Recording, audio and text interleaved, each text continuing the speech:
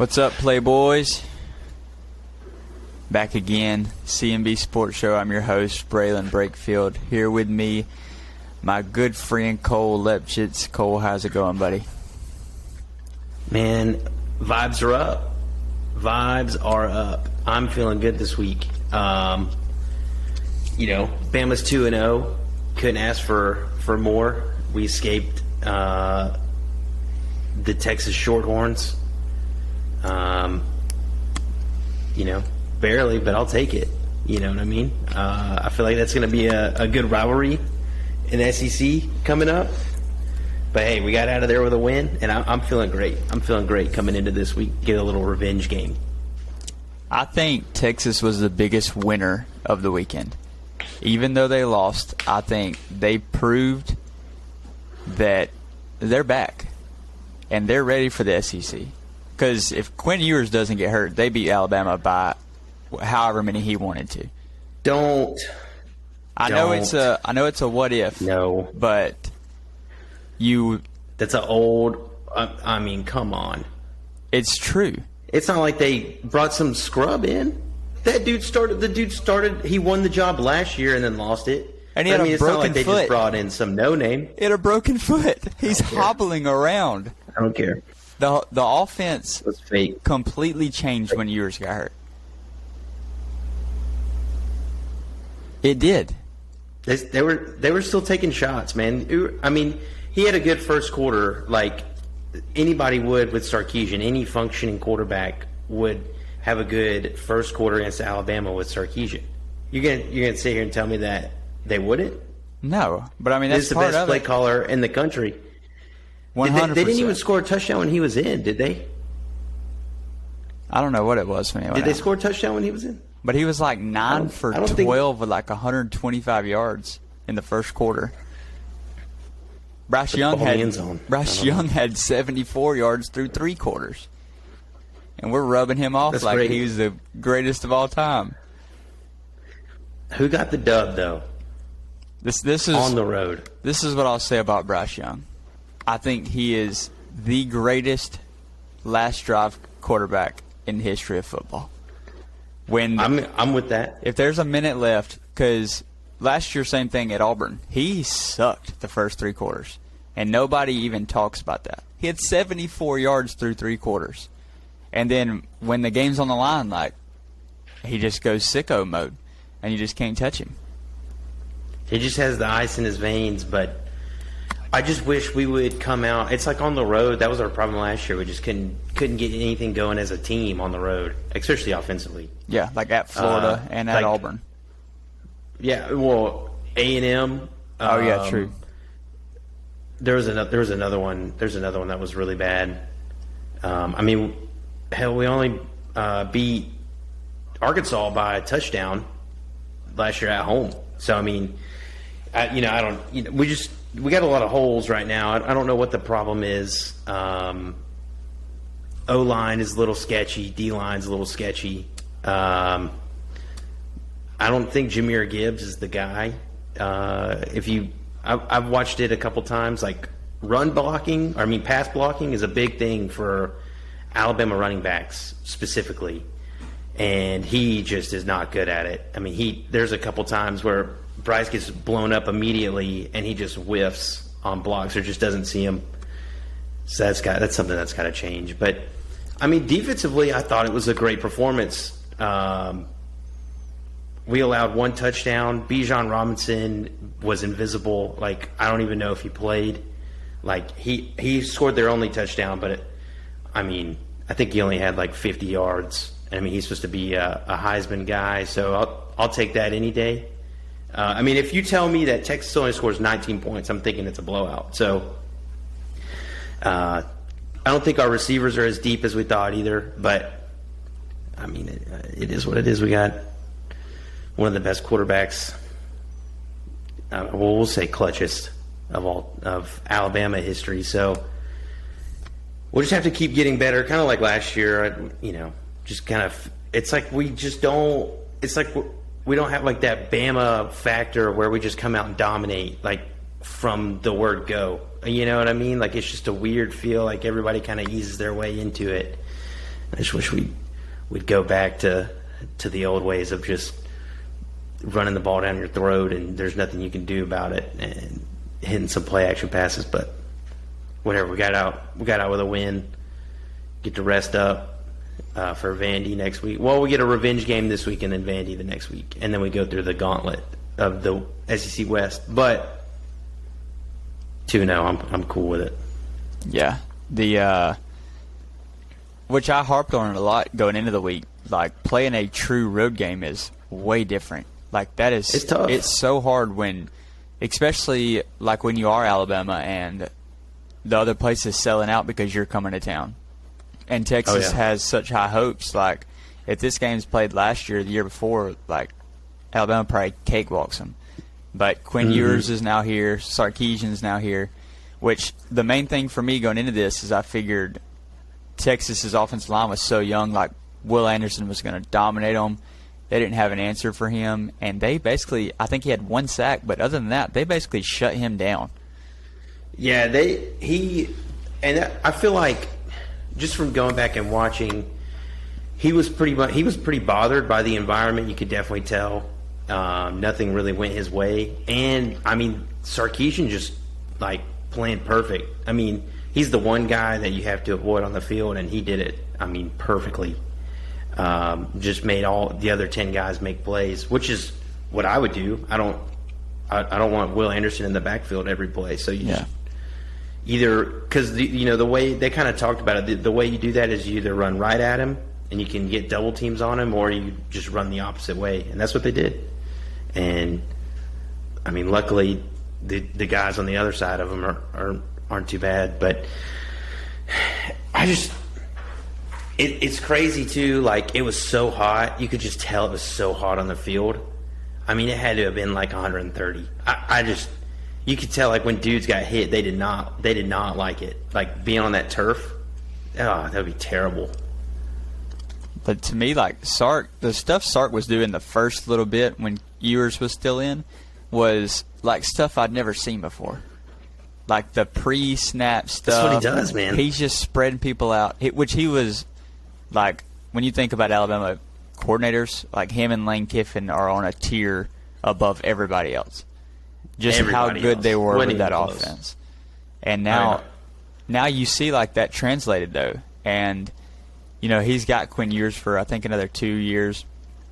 And then he's got Arch Manning coming in behind that. Like, and he's already shown he can recruit an offensive line, and it worked immediately. Oh, yeah. If he can get some help, if he can go find a good defensive coordinator and lock him up for a while, like Dabo's done, or like Dabo did up until this year, like, he's going to be a problem in the SEC.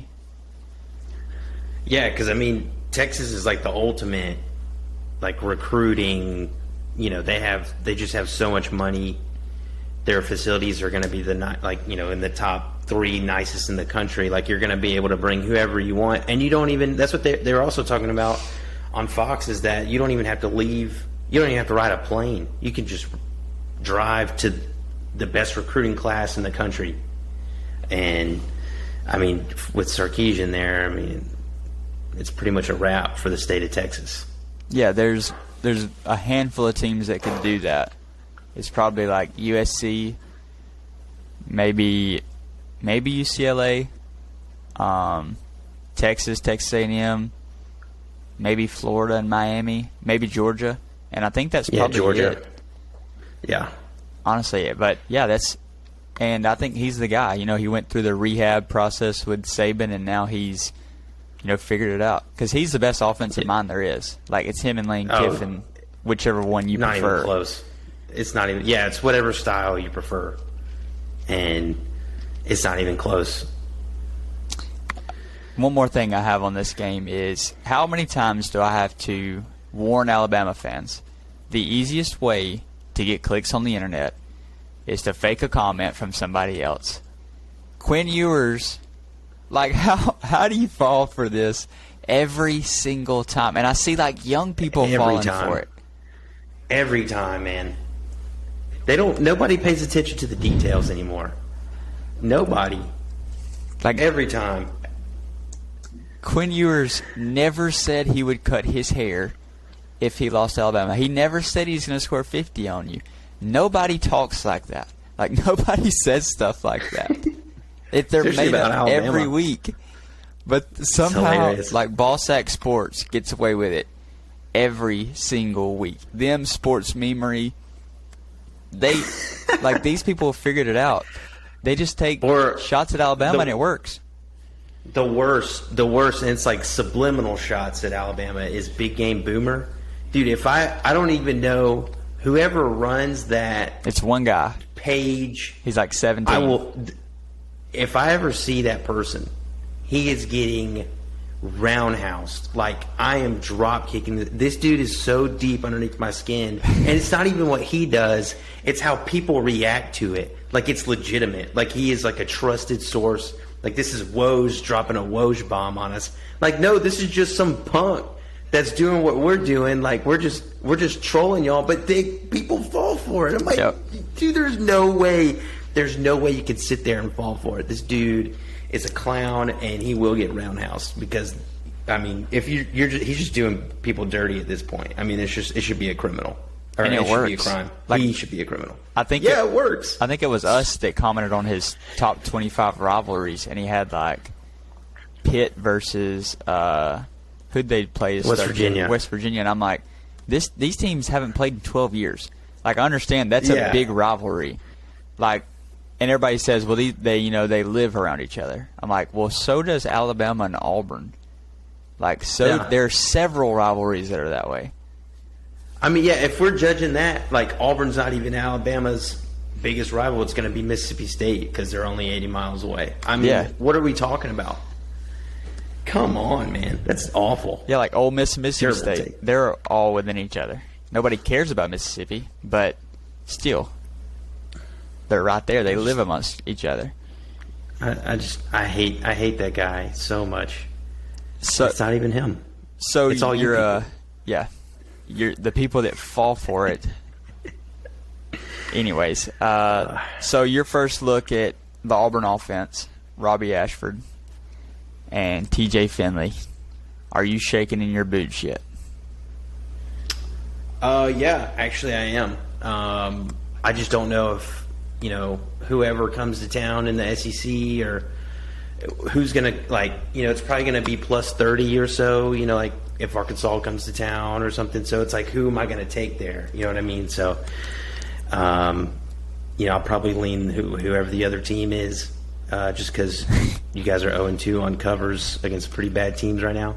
But hey, I don't know. I don't want to take this if, this might be like secret or something, but I don't think Harson's no dummy. You know what I mean? I think he might have learned from Jimbo last year, from playing terrible the first couple games, and then you get a good home game. You know what I mean? And then you shock the nation. So it could be a PR stunt. Could you imagine if he just like started Calzada like Saturday against Penn State, and he just comes out and he's just like lights them up for like 500 yards? I mean, what do you have to lose? I would personally, what I would do, I would tell TJ Finley, like, hey man, that water cooler's empty. How about you go fill it up for me, and then just lock him out, and then just have Calzada and Robbie Ashford on the field at the same time. The two quarterback system on the field. You don't know who's snapping it, what's going on, just mass confusion, or maybe just run the wing tee and just slow the game down and go about it that way. But watching TJ Finley is terrible. It's awful. It's awful. It's horrible. I mean, I wanted to, real quick, I know I'm talking a lot. I wanted to live the Auburn experience last week, and everybody, I think we talked about it on the pod. Braylon said that Auburn minus 23.5 was a lock, and I was like, I could see it. I think I So said wanted to Auburn live money Auburn. line. I think I said Auburn money line. Okay. I was laying the minus 2,000. We'll put it on Chase. Chase said it's a lock, and I was like, okay, I'll live the Auburn experience with you guys. It's the nighttime game, whatever, or Prime time, afternoon. baby. And I ride with the boys, and I'm sitting there like, what are we doing? what is TJ? Why is he in the game? You bring out this other guy who's an athletic freak. He makes a play, gets a first down, and you take him out. Just let him run QB, whatever. Run him to the right, run him to the left. Like, I mean, what are we doing? And then we put TJ Finley in just to throw an interception, and I'm sitting here like, okay, this is a bust. Like, I'm never doing this again. I mean, I'll just appreciate you guys, as friends, but I'll never be on the pulling for the same team again. I'll never put myself in that kind of situation again.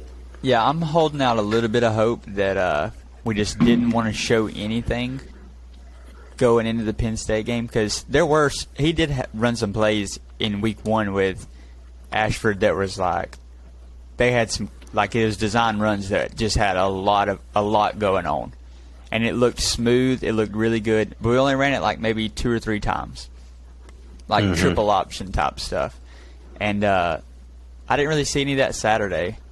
And then TJ is TJ, and Calzada is MIA. So far down the depth chart, we can't even find him. But Ashford, I don't know. I just think he's so athletic. You just let him roll, like just give him the ball and let him go, and just pound the ball, just run it. I mean, this is what I would do personally. This is what I would do. I would watch every game of Nick Marshall's season, and I would have Robbie Ashford sitting there and say, "Hey, see that? We're doing that," and just do that. Run misdirections, RPOs, like until the Hogs come home or cows come home. Who cares? I mean, why not? What do you have to lose? TJ Finley is not winning you any SEC games anymore. Like, that's not going to work. I don't know. I don't know how you guys do it. To be honest, it's not by choice. It's terrible. It's awful. Auburn has single-handedly taken years off my life. I almost feel bad for you guys. I mean, I don't, but I almost do. Yeah, it ain't easy. We also had Texas A&M go down, lose to App State, and I'll just go down to App State. They were dominated by App State. Now, my question for this is, Jimbo, national champion coach, he has the number 1 recruiting class. How quick could he get on the hot seat? Like, you can't lose to App State. Very quickly.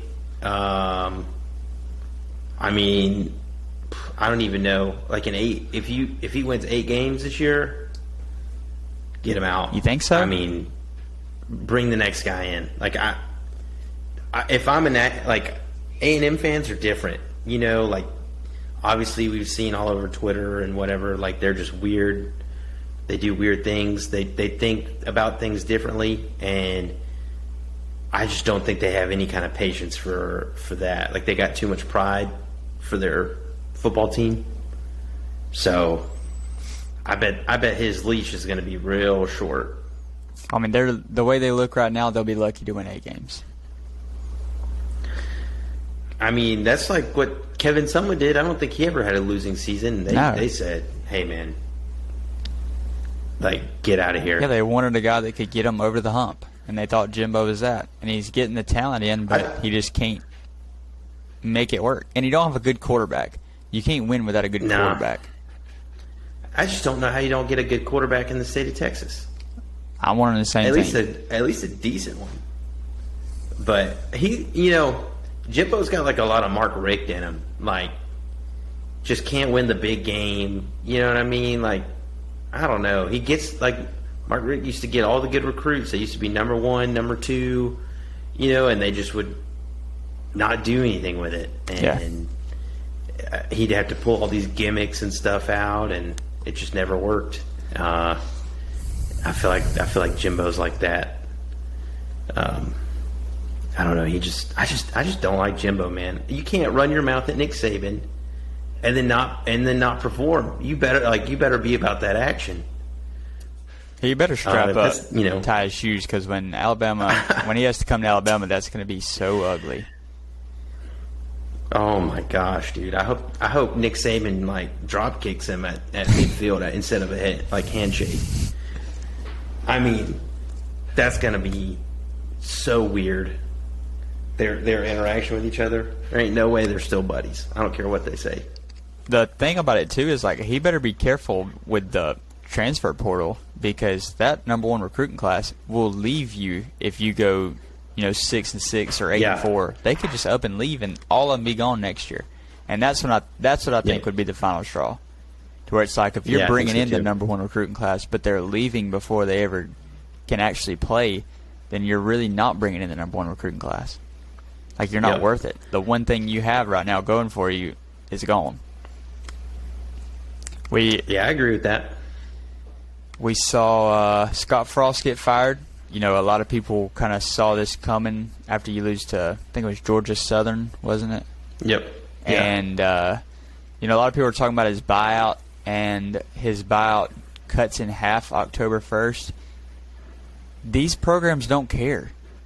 No, they don't. Like, that would they don't care. It would look so much worse on them if they let this go on for another 3 weeks and then cut him once it was cheaper than just cutting him now and saying, look, he's not the guy. Like, I think this is better for them, like, when it comes to recruits, because you're showing, like, we want to win. And if you're not winning, like, you've got to go. Right. But I mean, honestly, it was 3 games too many. Like, it should have been done at the end of last year.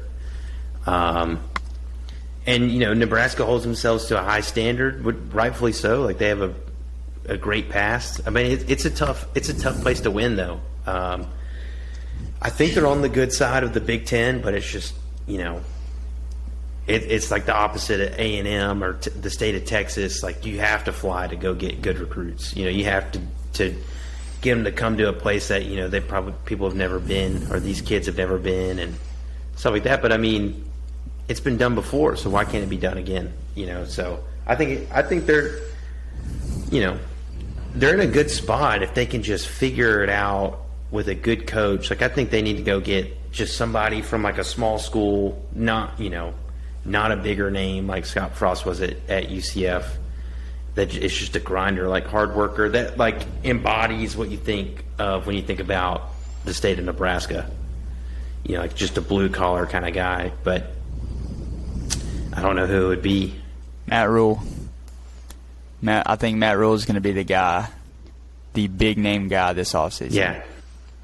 I think him. Because he'll be out. Yeah, I think he will. And I think Dave Aranda at Baylor, I don't think Baylor has the, prestige that the 2 teams I'm looking at going to get coaches at the end of this year if things keep going south is Auburn and Nebraska. And those are 2 guys I think will end up at those places. And you look at, just like Jimbo, Scott Frost wins the Natty at UCF, and then he goes to Nebraska, and, it just don't transfer. Like, I don't remember who was Dylan Gabriel maybe was the quarterback then. Blake Bortles, maybe. Blake Bortles, and then Blake Bortles was like 08. Like Mackenzie Milton? Yes. I think that's who. He ended up going to Michigan or something, I think. He ended up at Florida State. Florida State. Towards ACL. After his leg, he had that terrible leg injury, and he had all those surgeries. He almost beat Notre Dame last year. Yeah. For the first game of the year. Yeah, so you hate to see a guy just his whole world fall apart after winning the big one. One guy, this is huge to me.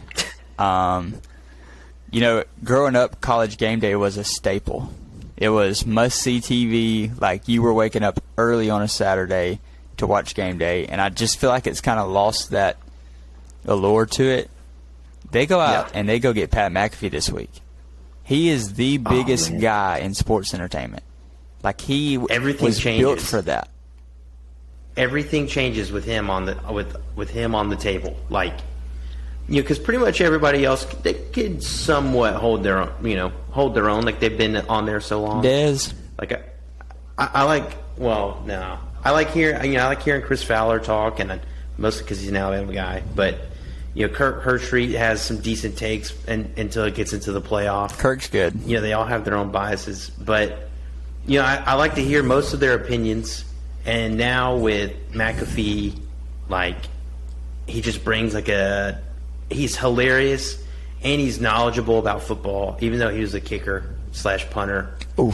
Shots fired at all kickers and punters listening. What? What do you mean? He said he's knowledgeable about the game, even though that's like saying Danica Patrick. Well, yeah. Like, Danica Patrick, yeah, she's a great driver, even though she's a woman.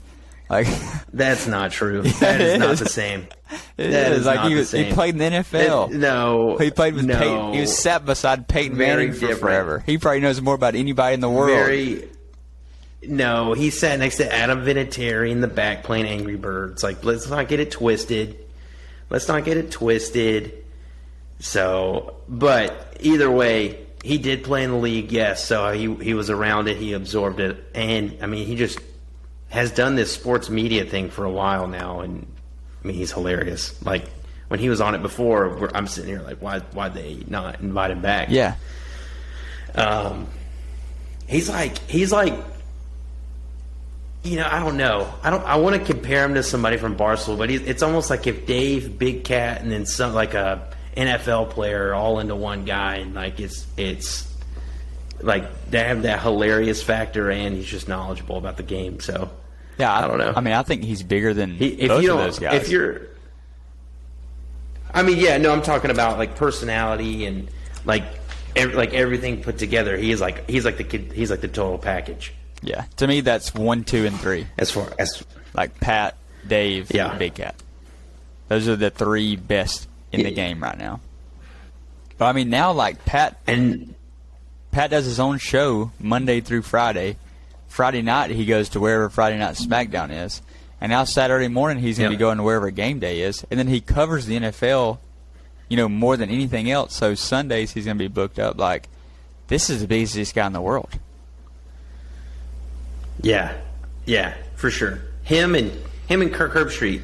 It still blows my mind that Kirk Herbstreit will be in College Station, Pennsylvania, or wherever Penn State is, you know, and it'll be on there. That game will be at Fox 12 o'clock, and he's doing College Game Day, and then he flies to USC versus UCLA in Los Angeles, and is there, does the game with incredible energy, and is like awesome as usual. And how does he do it? I don't know. Like, he's done it for years, and I've always just been like, how does he do that? I mean, that is crazy. Because he loves it. Like, it's pure passion. You can't fake that. You can't mimic it. Yeah, these dudes, they're different, man. They're different. But to me, that's all I had for football. If you want to run through some of the games real quick for this coming up week. Yeah, so some of the matchups got a good Friday night game. All these times will be Eastern time. Florida State at Louisville. That's gonna be a good matchup to watch. It's gonna be on ESPN at 7:30. Other than that, man, really, out of the 12 o'clock slot on Saturday, you got Georgia at South Carolina. That'll be a good one to watch. It'll be a decent test for Georgia. Not great. I mean, South Carolina won't fold or anything, but I think once the fourth quarter starts, it'll be you know, Georgia will be getting up to covering in those garbage minutes. Yeah, weirdly enough, Spencer Rattler is way better than people think he is. He's also way worse than people think he is. Like, he will have 5 of the best throws of the week, and then he'll just look lost on some plays. He's the most interesting guy, or most confusing guy in the quarterback I've ever seen. Yeah, for sure. Also in the 12 o'clock slot, Oklahoma at Nebraska. It'll be a good test for Oklahoma to kind of see what they're made of. It's a weird spot with Nebraska losing their coach. But, I mean, Nebraska keeps games close. Scott Frost or not, I mean, I don't know how much of a role he played in their team game day activities and preparation. Like, I just have no clue. But, you know, I don't see them missing much with all the coordinators still there. So it'll probably be business as usual for Nebraska. And I mean, I think this game ends up being somewhat close at the end. Yeah, last year, regardless who they played, if they'd have played, what else? they'd have played the Buffalo Bills last year, they'd have lost by 9. If they would have played, Pinson Junior they don't High, lose they by would have won double by digits. 9. Like, that's it. They're not getting outside of double digits. I mean, they have a losing record of, whatever. I mean, it's like not even close. Their record of the past like 2-3 years, but their point differential is plus, because when they lose, they only lose by like 5. They went 3-9 and then they blow last out year. these garbage teams. It's yeah. That's the number. 3-9. And they had like a way plus point differential. Yeah, it was crazy. UAB plays Georgia Southern at home. That'll be a good one if you're in town. If you just are bored and you want to go watch a good game. Ole Miss at Georgia Tech could be an interesting one at 3:30 or 2:30. BYU at Oregon might be one of the games of the day. Yeah, we can talk about this. That's going to be on Fox. So I thought that BYU would be the easy favorite here, coming off a big win against Baylor at home. They're number 12 now in the AP poll, and I guess Vegas just doesn't think so. Oregon is still the favorite here at home. So, what's your thoughts on that? Yeah, I think it's either one of two things. Either Vegas hasn't caught up to how good BYU really is, or it's just a spot to bet Oregon. Like why are they favored when they got beat by 100 by Georgia? And I think they won pretty easily last week, but now BYU is a good team. Like, BYU is a top 10 team in the country. And for you to be favored against them, that just tells me, like, you're going to win, like, regardless. Yeah. There's another game on here that's the same way, where it's like, why are you favored? But you are. So you must win. Like, Vegas is obviously smarter than all of us. Right. And I think that, yes, Oregon gets absolutely obliterated against Georgia in Atlanta. That's fine. Bo Nix played terrible. But maybe people will think that Oregon still has some in the tank. Like, they're still going to be a solid team. And, I mean, I think Georgia is a pretty good football team. So I don't know if if a Pac-12 team coming to Atlanta is really a good, like point to base a team off of, you know what I mean? I mean, that's one of the toughest matchups to begin the season, if not the toughest matchup to begin the season. So, I don't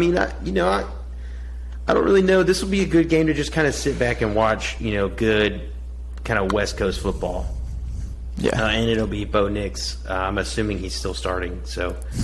also at the 2:30 slot, Penn State at Auburn.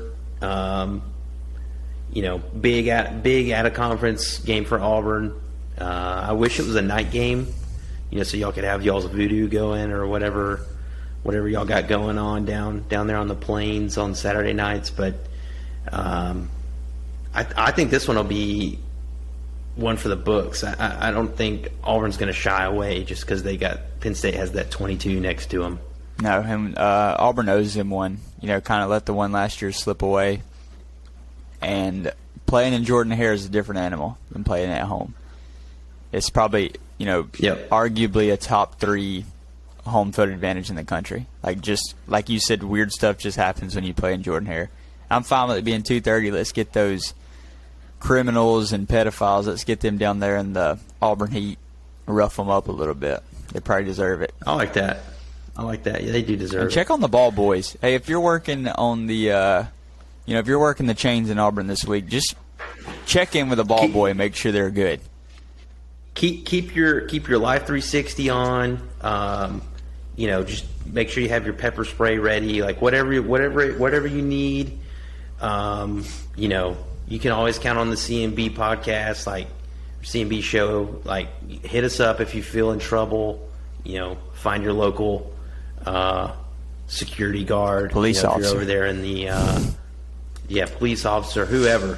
Talk to your, if you see any kind of normal looking adult that's, say, hey man, these guys in the navy blue over here, you need to get them. Just don't be scared to speak up. See something, say something. Yeah, an easy test will be just pucker up and just try to kiss them. And if they go, like not this again, then you know. Don't get too close to them because you don't want to get put on that list. But just a red flag, short pucker, maybe close your eyes, look real intimate, and if they are like, all right, I don't want to have to do this again, then you know something's wrong. Yep, 100%. Moving on, Alabama at home against UL Monroe.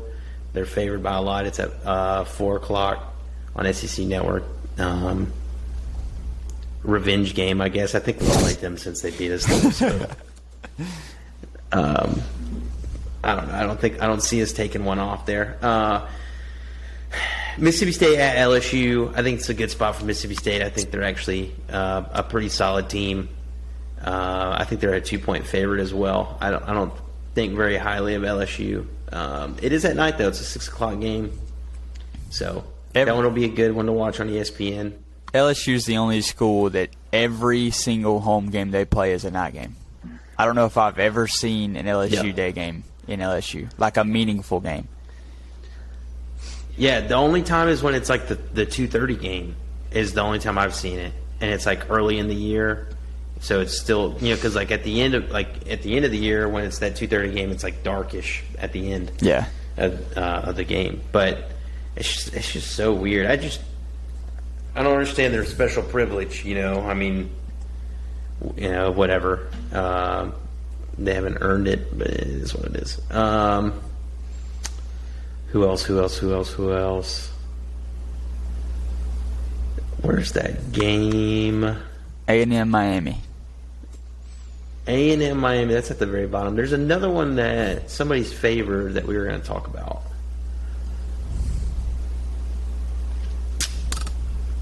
I don't see it. Yeah, A&M Miami is probably the next one on ESPN at 9 o'clock Eastern Time, 8 Central. It was Michigan State versus Washington, maybe? Washington's favorite? Michigan.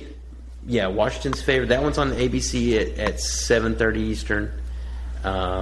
Michigan State's ranked 11th. Washington's not ranked. That's one to look out for. If you get bored, you want to switch it over to that one. Probably be a good watch. That one. On paper, an upset, but Washington is favored here, so this is when you blindly bet Washington. There's no reason for them to be favored against Michigan State. Like the line is trying to tell you, bet Washington. Yep, 100%. If you're into upsets, one to look at is UTSA at Texas. It's a night game. UTSA is definitely not a slouch. They'll come in and they can run and do whatever with Texas. I think Texas pulls it out, but I think it's probably on the Longhorn Network. So good luck trying to watch it. They have their own monopoly out there. So, but other than that, probably the game of the day is going to be Miami at Texas A&M. It's going to be 9 o'clock Eastern on ESPN. I don't know why it's so late, but it is what it is. Saturday night. This one's going to be good. I think A&M is favored by 5 or 5.5. This is like sucker pick of the week. Like, stay miles away from this game if you care about your cash flow. Stay away. Like, you tell me what you think, and then I'll get into it. Yeah, no, I completely agree. Like, the line, there's no reason A&M should be favored against anyone at this point. Like, they just got absolutely dog-walked by App State, and, they're favored by 5.5. So, Miami's a good team. They scored 100 points in 2 games against 2 teams that aren't any good, but that shows they're a good offense. Texas A&M's offense stinks. It's horrible. I wouldn't lay anything with them. But the line is also telling you A&M's probably going to win, so I wouldn't take Miami either. I would stay far away from it. I would just watch it. Maybe take the under if the line's high. Yeah, if you're just feeling froggy, I would look at the under. I still think A&M has a really good defense, like plus. Yeah. They still didn't give up that many points last week, even though they lost. I mean, their offense is so terrible. So maybe that's what Vegas is looking at.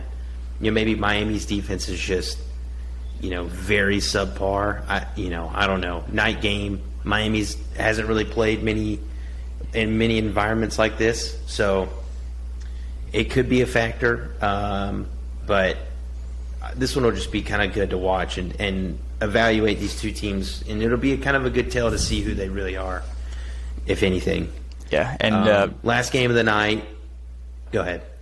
Tyler Van Dyke, if you look at his stats last week against Southern Miss, he looks like he played pretty good. He struggled to move the ball for a while. And, he's not – I don't think he's as good as advertised. He looked really good week 1, but last week he looked kind of sus. So if I took anything, I would take the under. I like that. Last game of the night, Fresno State at USC, 10:30 Eastern on Fox. This will be a good one to end the night on. I think the over-under is crazy high in this game. I think it's like at 74 now. And USC is just going to be – I think they're going to be really good offensively all year. They are extremely good personnel-wise. But, I mean, to also have Lincoln Riley helps too with calling plays. But I like USC to cover and the under here. I don't know what Fresno State really brings. I've seen them a couple years ago. They came to Alabama, and I mean, they weren't anything special. I know it's probably a totally different team now, but I don't know why the line is so high. I guess they must have some good transfers or something. I'm not sure, but wanted to do some research and then go from there. But off the top of the brain, I like USC here. Yeah, this will be my USC minus 12 is my lock of the week against Fresno State. I mean, they just keep covering. Like, they're 2-0. They've covered both weeks pretty easily. And you see Caleb Williams and Jordan Addison, the transfer from Pitt, starting to click. Those are two of the best players in the country. Like, now they're starting to figure it out. Like, you see some plays where there's a play last week where he scrambled around, then just kind of threw it up, and it just landed in Jordan Addison's hands. Like, that doesn't normally happen when you've only played 2 games together. Like, they've already got that chemistry. And, they're transfers, but Caleb Williams transferred with his coach. Like, there was no relearning experience there. And for Lincoln Riley, he didn't have to reteach everything. He brought his guy with him. So I think that helped him a lot.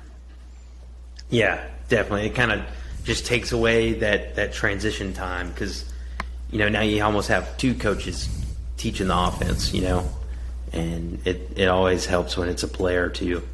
But since you gave your lock of the week, I'll give my lock of the week. I have Washington State covering the minus 16.5 against Colorado State. Braylon has found this absolute legend of a quarterback, and I'm riding with him. I think he's really good. I think Colorado State is very sub-average. I mean, Washington State's a good team. Like, I think they're going to be very competitive in that Pac-12 North.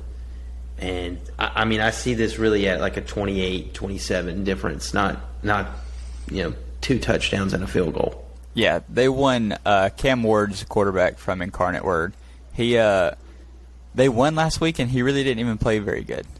So if he puts it together this week, like, they'll easily cover that number. I think that's a good pick. I like Washington State a lot. Sweet. But that's all I got for this weekend. Yeah, we had one of the craziest UFC cards I can remember. So Thursday night we're going into the press conference, and it's Khamzat Chimaev, the next up and coming guy, versus Nate Diaz.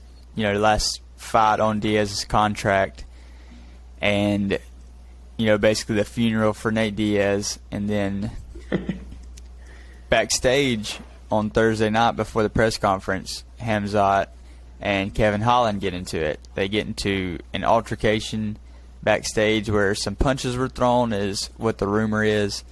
Dana White comes out and cancels the press conference. First time, this was UFC 279. So he's had 279 pay-per-views. This is the first time he's ever had to cancel a press conference. And he was basically saying, like, this is what happened is way better than a press conference I could give you, and you just have to trust me. So then you come in the next day, weigh-ins. Hamzat comes in. Him and Nate are supposed to be fighting at 170. He weighs in at 178.5, and he's laughing about it. Jeez. And he says, it's not that bad. He ends up weighing in. He doesn't make weight. He doesn't even try to make weight. I think the first time he weighed in 9 pounds over. Then they give you like an hour, and he weighed in 8.5 pounds over. Just like, and he's laughing about it. It's not even close. No.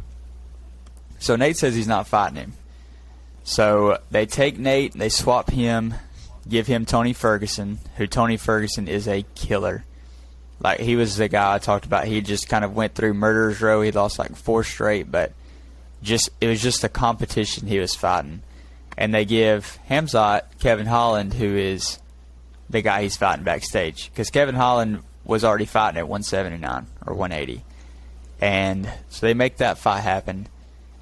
Hamzat, what he did to Kevin Holland is the most impressive thing I've ever seen. As soon as the fight starts, he shoots on him, he picks him up, and he ragdolls him for probably 2 minutes and chokes him out and just leaves him laying there. Like, there's nothing you can do about that. And then and Kevin Holland's good. I don't think he's ranked in his weight class, but he's a really good fighter. And then you get Nate Diaz versus Tony Ferguson. Just Nate Diaz goes out the only way he can. They fight. I think it ended in the 4th round, but both of them pretty busted up. Nate obviously not in shape. He is literally taking rest breaks. Like in the fight, he would just lean against the cage, almost like he was trying to set up Tony to attack him. That way he could cheap shot him. And Nate ends up choking him out. And, of course, he does the signature. He's got him choked out, and he's flexing for the crowd while it's happening or after he taps. So he ends up saying, he's going to do other things for a while, and then he's going to come back to the UFC and try to win a title. But I don't know if I trust that. I think he's done. He might come back pick up a fight, but I mean, you just saw it. Obviously, like, the gas tank just ain't there for him anymore. Like, he's not the guy he once was.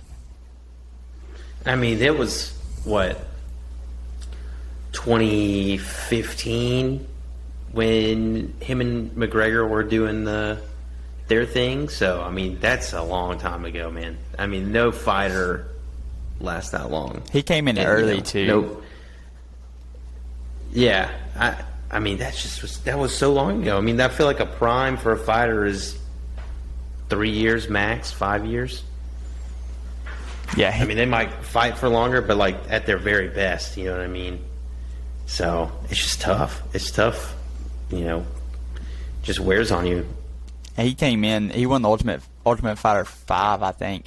He was like 21 or 22, somewhere around there. So, he's like late 30s now. So, I mean, he's been doing it for 15 years, 20 years, probably somewhere around in that crazy. age. So, but, I mean, he's an OG. He's one of the best to ever do it. Yep. I've got some fun Aaron Judge facts. Throw them at me. These are some of the best stats that I've heard. The Aaron Judge-Otani debate, I think, is over. I think Aaron Judge has eclipsed that. He hit home run 56 and 57 last night. He's on pace to hit like 62 or 63. And Aaron Judge has a 5 WAR since the All-Star break. Since the All-Star break. That's a good season for most players. He's done that by the All-Star break. The rest of the Yankees combined for their WAR is combined 3-something. So he's literally worth more wins than the entire team combined. That's crazy. That is crazy. Yes. And, WAR is the end-all, be-all stat. For the whole season, I think Otani's WAR is 8. That's pitching and hitting combined. Aaron Judge has 5 since the All-Star break. He also has 35 solo home runs, which would put him 3rd in baseball in home runs. behind Schwarber at 37 and Austin Riley at 36. That's crazy. He has, I posted this on Facebook, he has 20 more home runs than the next closest guy. First time that's happened since Babe Ruth. He has... That's bananas. We talk about OPS a lot. OPS Plus is basically the same thing, but they regulate it, based on like stadiums and stuff like that. So it's all proportional. Yes, to make it even. So like an OPS of 100 is an average player. Right. His OPS right now is 209. His OPS Plus is 209. The last player to finish the season with an OPS over 200, Barry Bonds, 2004. Not a bad... Oh, my God. Pretty good player, that Barry Bonds guy. Yeah, he was all right. Just okay, maybe. I don't know. That's crazy, man. That is crazy. And, is also bringing it on defense too. It's not like he's just DHing or playing right field. He's a Gold Glover at the short porch. He's playing wherever the team needs him. Yeah, he played half the season in center field, and he's hitting ridiculous. He's hitting like Barry Bonds, and he's playing in center field first team. Yeah, he leads the league in almost every category that matters. He leads the league in walks. He has 20 more home runs than the next closest guy, and he's got 80 or 90 walks. Can you imagine if half of those he got pitched to? He'd hit 75 home runs this year. It's ridiculous. And it's not like, he's hitting them all at home, man. He's doing it everywhere. It doesn't matter. It doesn't matter the park. It doesn't, even the ones he hits at home, it's not like, now with Would It Dong, we know. There's no hiding at Yankee Stadium because we'll know. We know if you're hiding now. And you're not. He's not. No. I mean, dude is just a freak, man. It's crazy, and this is a lesson to learn for all you kids out there, or baseball players, whatever. Watching him hit BP is the most boring thing I've ever seen. Nobody likes BP home runs. You're not working on anything that's not good. He's in there working line drives over the second baseman every swing, and he's hit a gajillion home runs, and he's the best hitter in the country, in the world. So if there's any kind of lesson to learn as a kid watching Aaron Judge, is that stick to the fundamentals. Don't be somebody you're not. Hit the ball hard, put it in play, good things happen. And that's what he does. He's also 6'7", so don't try to swing like him, but mechanics wise. But it's not about hitting your BP home runs in the cage. It's about doing the little things right, and good things happen. Yeah, they don't put your BP stats on the back of a baseball card. Nobody cares about any of that. He's also hitting 310 this year. This is one of the greatest offensive seasons of all time. It's crazy, man. We get to witness it. Now just give him the bag, Yankees. Please give him the bag. I wouldn't stand to watch him play for anybody else. I couldn't do it. Is Paul Goldschmidt still in the running for Triple Crown? I don't know. We'll see. I'm looking at it. He's got to be 2 back in home runs. Yeah, he's not leading anything. Pete Alonso has 111 RBIs, and he has 109. So, very obtainable. Home runs, he's 2 behind. And Freddie Freeman leads him in average. Freddie Freeman's hitting 329. Goldschmidt's hitting 323. So, it's still pretty close. Could get hot. Especially if he gets some of those Albert Pujols baseballs that they've been juicing to the gills and feeding him. Yeah, right. That's hilarious. Man. And this would be one of the most random Triple Crowns probably of all time. He's a solid player, don't get me wrong. He's always been a good player. But with Miggy, you're Miggy's one of the best hitters all around in the league. you're not like when you asked me at the beginning of the season, or if you ask me, I'm not the first name I'm not spitting out is Paul Goldschmidt. Yeah. I want to say But, hey, power to him. Miggy didn't win the MVP when he won the Triple Crown. I feel like that's right. Let me double check this. I want to say he finished Yeah, second. baseball reference will know. It's 2012. AL MVP. 2012. No, it was Miggy. Or maybe there was something like Good. he shouldn't have won it. Okay, that's right. Trout. That's the year Trout should have won it. And Miggy won the Triple Crown? Yeah. Or was it based off a WAR? Or advanced stats? Let's see. I'm betting that this guy had Derek Jeter at third. This guy had Man, Robinson. I didn't realize that Miggy won it 2 years in a row. The MVP. Yeah. I'd like to see what Trout's. Oh, yeah. Okay, so Miggy had a Oh, yeah, he had a 10-5 10.5 WAR. Miggy had a 7.1 WAR. Trout had a 10.5 WAR. That's ridiculous. Yeah, that is ridiculous. Miggy had 139 RBIs, though, and 44 home runs. Like that. And he played in 161 games. I mean, Yeah. I know that Trout's WAR was higher by a lot, but I mean, if you're playing in 161 games and you put up numbers like that, that's a strong case. Yeah, I thought Trout's OPS was higher than this. His OPS was 963, Miggy's was 999.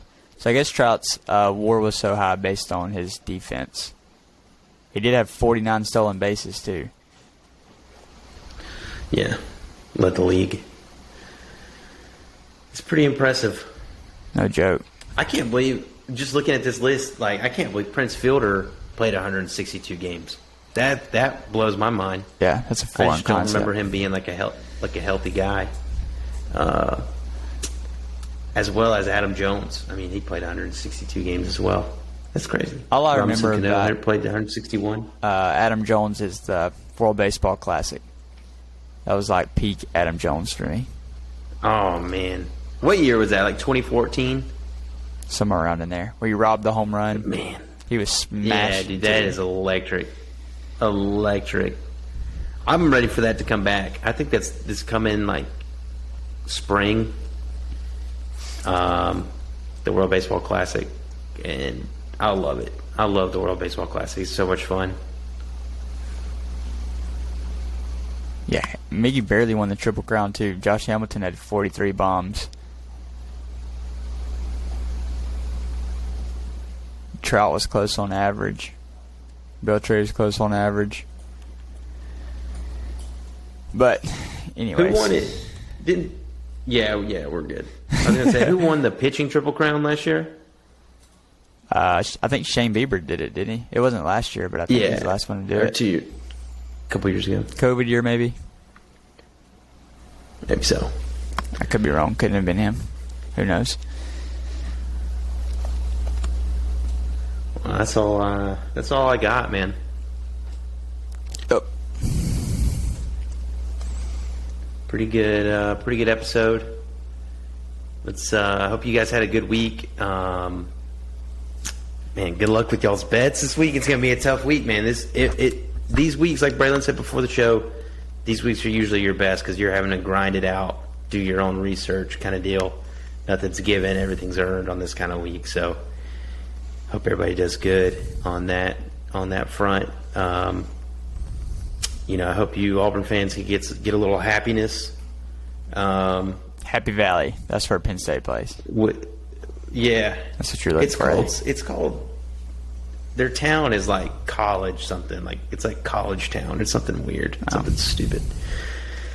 Anyways, or maybe that's Maryland. Who cares? It doesn't matter. They're irrelevant. No, man. And then also the orange unis, I think that would be cool if y'all brought them out. I don't know if there's any validity to that.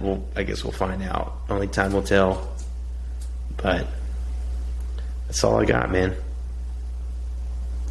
That's it. Love you guys.